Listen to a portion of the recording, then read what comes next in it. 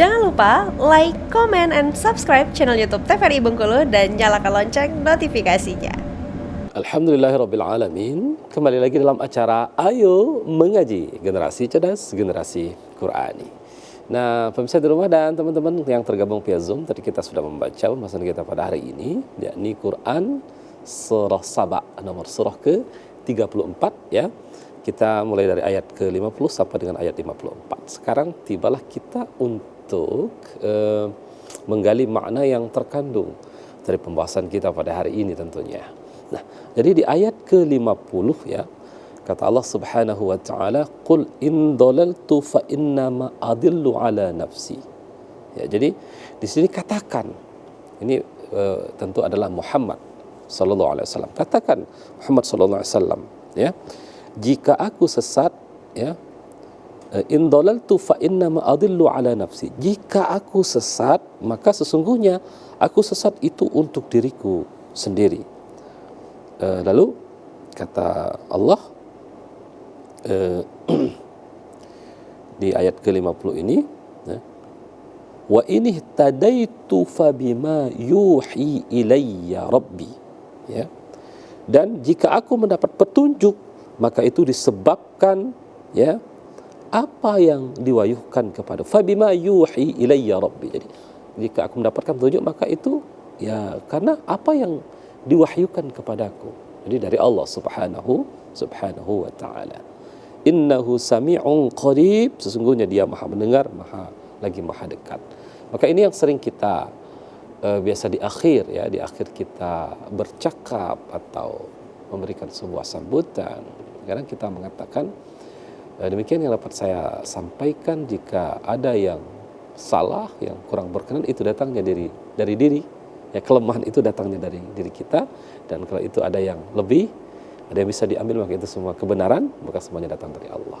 Jadi ini yang dicontohkan oleh Rasulullah Sallallahu Alaihi Wasallam. Karena Allah itu adalah maha sempurna, ya, maha sempurna. Jadi kalau ada kesalahan-kesalahan, sungguh kesalahan itu adalah yang kita lakukan, ya, yang kita lakukan sendiri, ya. Karena itulah Allah itu memberikan sebuah penganugerahan luar biasa kepada manusia, yakni akal untuk berfikir, untuk menyerap pesan yang disampaikan Allah, yang mana hak dan yang mana batil, yang mana yang benar dan mana yang salah, yang mana kita lakukan dan mana yang harus kita jauhkan. Ini yang penting bisa di rumah, ya. Lalu kita lihat pada ayat selanjutnya, di ayat ke-51, walau tara idh fazi'u fala fauta wa ukhidhu min makanin qarib. Jadi kata Allah Subhanahu wa taala, dan alangkah mengerikan walau tara, ya, seandainya, ya, walau tara idh fazi'u fala fauta, ya, fala fauta, sekiranya engkau melihat mereka. Siapa yang mereka di sini? Tentu adalah orang-orang kafir, ya, ya, orang-orang kafir, ya. Ketika orang-orang kafir ini terperanjat ketakutan. Kapan mereka ketakutan? Tentu di hari kiamat. Jadi ini sama seperti di Quran surah, hampir sama, ya, di Quran surah As-Sajdah ayat 12. Walau taro, ini kan, seandainya, ya, alangkah mengerikan, ya. Lalu kata Allah, wa akhidhu min makanin qarib, ya. Lalu mereka tidak bisa melepaskan diri dan mereka ditangkap dari tempat yang dekat untuk dibawa ke neraka. Nah, jadi beginilah kondisi nanti orang-orang kafir misalnya di rumah, ya. Jadi kondisi orang-orang kafir itu ketika nanti Allah sebutkan, ya, di hari kiamat, karena mereka ketika di dunia berbuat kezaliman, kekufuran, namanya kafir, kafara, ya. Jadi kalau di dunia berarti dia kufur. Orang yang melakukan perbuatan kufur disebut dengan kafir. Nah, jadi ketika mereka sudah meninggalkan dunia balik, maka mereka kaget ketika hari kiamat nanti. Kaget. Kenapa mereka kaget? Disebutkan di sini oleh Allah Subhanahu wa taala, ya. Mereka ditangkap, tidak bisa melepaskan diri, ya.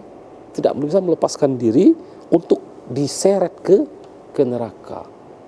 Kaget mereka, Nah, wa qalu amanna. Nah, dan pada saat itulah mereka mengatakan wa qalu amanna, kami beriman kepada Allah tentunya, ya. Kami beriman kepadanya. Nah, di sini adalah Allah Subhanahu wa taala ketika itu, ya, ketika hari di mana mereka tidak bisa lagi, ya, untuk mengatakan atau untuk tobat, untuk mengatakan kami beriman. Nah, di sinilah mereka mengatakan wa qalu amanna. Ya. Mereka kami beriman, ya. Wa qalu amanna bihi wa anna lahumut tanawushu min makanin ba'id. Jadi ketika itu mereka berkata kami beriman kepadanya Allah. Lalu kata Allah, namun bagaimana mereka dapat mencapai keimanan itu? Ya. Ya. Jadi bagaimana mereka bisa mencapai keimanan itu dari tempat yang jauh? Maksud tempat yang jauh ini adalah ketika mereka sudah meninggalkan dunia yang fana, ya, dari tempat yang jauh itu. Jadi ketika di akhirat, ketika diseret ke neraka, mereka mengatakan wa qalu amanna, kami beriman kepada Allah. Tapi kata Allah, bagaimana mungkin mereka itu bisa beriman dari tempat yang jauh, ya, dari ketika sudah meninggalkan dunia yang fana ini? Nggak mungkin. Nah, itu kurang lebih seperti itulah redaksinya. Maka wa qad kafaru bihi min qabl, dan sungguh mereka telah mengingkari Allah sebelum itu. Nah, ini yang penting. Kenapa mereka mengatakan itu? Karena sebelumnya mereka sudah ingkar kepada Allah Subhanahu wa ta'ala, wa yaqdhifuna bil ghaibi min makanin ba'id, dan mereka mendustakan tentang yang gaib dari tempat yang jauh. Ya, jadi mereka mendustakan yang gaib, ingkar kepada Allah, tidak percaya kepada adanya hari pembalas, tidak percaya pada syurga neraka. Jadi mereka mendustakan dari hari yang jauh. Nah, akhirnya mereka diseret untuk masuk ke dalam neraka. Pertanyaannya, apakah ketika mereka mengatakan wa qalu amanna, ya, wa qalu amanna bih, ya, di ayat ke-52 ini diakui oleh Allah? Tidak, tentu tidak. Ini yang dikatakan penyesalan. Maka sesungguhnya jika ingin mengatakan wa qalu amanna billah misalnya, atau wa qalu amanna billah, kami beriman kepada Allah, atau kita lanjutkan billahi wal yaumil akhir, beriman kepada hari akhir, yang itu bisa diakui Allah ketika kita masih berada di dunia yang fana. Saat inilah wa qalu amanna bihi, kita mengatakan beriman kepada Allah, ya, itu diakui oleh Allah Subhanahu wa taala ketika kita masih berada di dunia yang fana ini. Jangan sampai seperti Allah sebutkan di dalam Quran surah Saba ini, di ayat-ayat terakhir di Quran surah Saba ini, tentu itu tidak diakui oleh Allah Subhanahu wa taala. Maka ayat ini ditutup wahila bainahum wa baina ma yashtahun, ya, dan diberi penghalang antara mereka dengan apa yang mereka inginkan, ya, kama fa'ila bi asyaihim min qabl, sebagaimana yang dilakukan terhadap orang-orang yang sepaham dengan mereka terdahulu. Ya, lalu kata Allah Subhanahu wa taala, innahum kanu fi syakkim murib, sesungguhnya mereka dulu ketika di dunia dalam keraguan yang mendalam. Nah, ketika dunia mereka ragu, tidak mau beriman, tidak mau beramal soleh, akhirnya mereka diseret ke nerakanya Allah Subhanahu wa ta'ala. Na'udzubillah summa na'udzubillah. Jangan sampai kita dikategorikan seperti Allah sebutkan di dalam Quran surah Saba ini. Maka surah Saba ini kita dalami maknanya dan bisa kita jadikan sebuah pembelajaran dalam kehidupan kita sehari-hari. Nah, setelah ini akan kita baca, ya, kita minta teman-teman kita yang tergabung via Zoom, tetapi tentunya setelah jeda pariwara berikut ini tetap di Ayo Mengaji, Generasi Cerdas, Generasi Qurani.